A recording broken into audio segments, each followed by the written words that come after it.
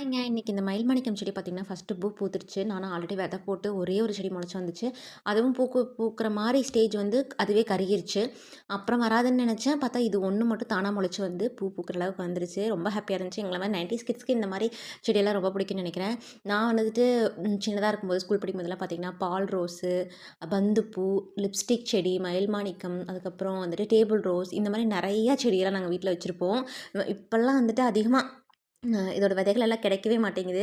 90ஸ் kids யாராவது இத பார்த்துட்ருக்கீங்க, வேற ஏதாவது இந்த மாரி செடிகள் உங்களுக்கு தெரியும் அப்படின்னா எனக்கு கமெண்ட்ஸ்ல சொல்லுங்க. அத அப்படியே பார்த்துட்டே நின்னா வேலை ஓடாதுன்னு சொல்லிட்டு நெக்ஸ்ட் அப்படியே கிச்சனுக்குள்ள வந்தாச்சு. கம்பு மாவு ஆட்டி வச்சிருந்தேன். இட்லி இன்னைக்கு நான் எக்ஸ்பெக்ட் பண்ணத விடவே சூப்பரா வந்துருந்துச்சு. நல்லா மொட்டு மொட்டா வந்துருந்துச்சு. மார்னிங் இட்லிக்கே பார்த்தீங்கன்னா, பச்சை பயிறு கடைஞ்சிட்டேன். அப்படியே லஞ்ச் வேலையும் ஸ்டார்ட் பண்ணியாச்சு. இன்னைக்கு என்ன ஃபைனலா சமையல்னு பார்த்தீங்கன்னா, பச்சை பயிறு கடைஞ்சு இந்த பருப்பு ரசம். இந்த பச்சை பயிறு பருப்புல வைக்கிற ரசம் வந்துட்டு செம்மையா இருக்கும்.